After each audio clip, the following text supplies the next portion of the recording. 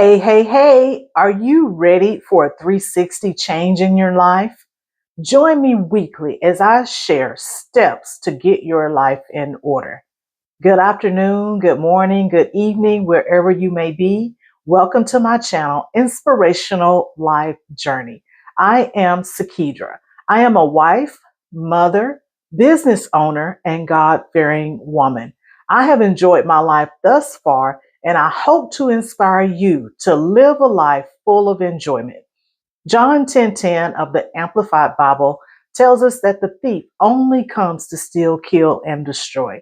Jesus says that he came that we may have life of enjoyment and have it in abundance and full until it overflows. My hope is that I inspire you to enjoy this journey called life. Please subscribe to my channel if you are ready for a new you in 2025.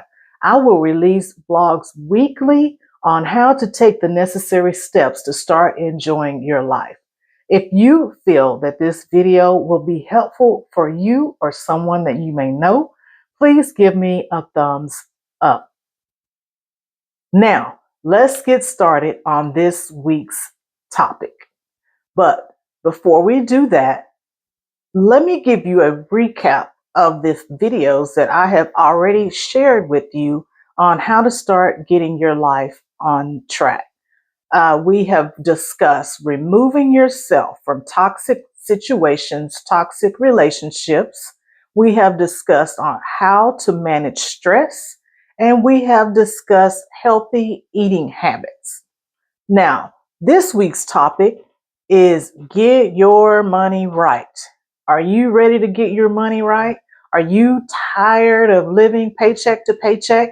Are you tired of having to scrounge up for bills? Not enough money in the month, more month than money. If you are ready for a change, come join me as I share with you these steps on how to get your money right. But before I do that, let me just share a little history with you, my history on money. So right now, I'm in my late 40s, but when I was in my early 20s, probably all the way up to mid 30s, I had issues with money. I've been there, done that. The negative checking account balance, overdue, past due credit cards with late fees. Your phone keeps ringing with bill collectors calling you. I have been there and done that. I no longer live that way. So I want to share with you on the steps that you need to take to get your money right so you can stop the bill collectors calling. You can stop getting the bills with double balances, last month's balance and the current month balance, and maybe even uh, 3 months balance on your bill that's due, that's stressing you out. So let's get started on the steps on how to get your money right. Now, I will be doing this video in two parts because there is so much information that I would like to share with you on how to start getting your money right. So, without we want to use our money in a biblical way, the way God intended us to use our money. So let me give you a few biblical principles about wise spending habits. Ecclesiastes 5:11 through 12 says, wisdom is even better when you have money. Both are a benefit when you go through life. Wisdom and money can get you almost anything, but only wisdom can save your life. So when you're dealing with your money, you want to be wise about how you spend it, how you loan it, and what you do with your money. So I'm going to share with you the ways that we can start being wise about the money that we receive from our labor. So receiving money is a blessing. So we want to make sure we do things God's way so that we don't fall into any traps when it comes to money. Because Timothy 1 Timothy 6:10 says that the love of money is the root of all kinds of evil. It's not that money is evil, it's the love of money. So we don't want you falling in love with your money. We want to share tips with you on how you can use your money as a resource and not fall in love with it and have it become a crutch for you. So we want to be wise about how we spend it. We want to make sure we're using it for the resource that we need. And we just want to create good spending habits so that we are not tied to the money and the money is not bringing us down. So I'm going to share with you those tips on how you can start doing that in your life. Without any further ado, let's get started on tip number 1. Tip number 1, limit your eating out. Here, not just too long ago, my husband and I went out to eat for lunch, and the lunch was $45, and all I had was a salad and water. So who can continue on that path of having lunch at $45 each time you go out to eat, just for lunch? It's not even dinner. So you need to limit your eating out. Make it a special occasion. Don't go every day. If you're working a job, you need to start taking your lunch, soup, salad, sandwich, something that you can take, and just make it a special treat, maybe once a week to go out to eat. But eating out every day, the prices have gotten ridiculous. It's going to be a minimum of $20 per person just to go out to eat. And that's if you have water, not including if you get any mixed drinks with that meal. So tip number 1 on how to start saving your money, limit your eating out. Stop going out to eat every day. Stop going out to eat 4 times a week. Limit it to once a week and make it a special occasion. And let's not make it somewhere where it's very expensive, $100 a person. You want to make sure that you're going somewhere that's reasonable so you can start saving some money. Remember, this video is done for those that are in a bit of a situation with their money. You're living paycheck to paycheck. Your bill collectors keep calling. You're getting bills in the mail that have double balances, maybe triple balances. So we're trying to get you in a habit that you're not eating out as much, and we're going to start saving that money that you're using to go out to eat. Now, step 2, make your own coffee at home.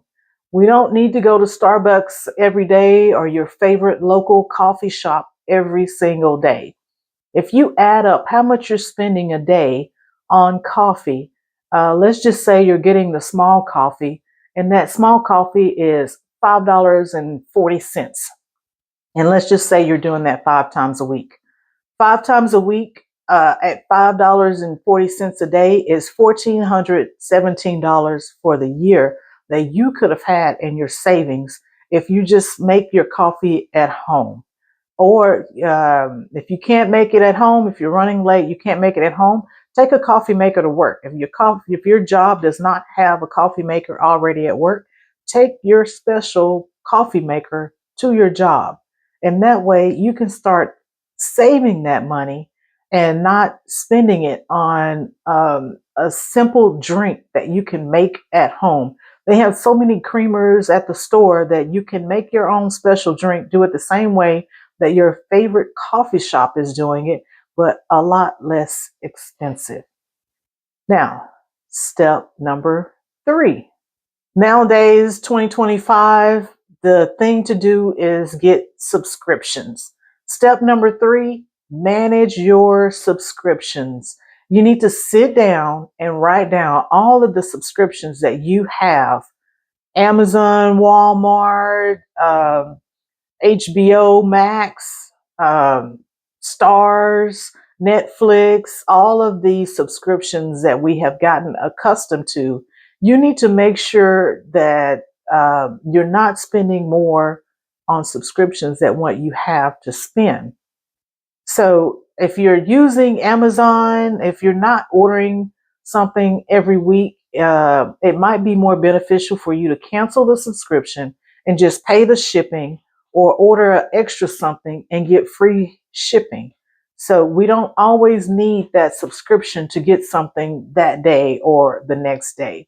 Most of the time we can wait on whatever we're ordering.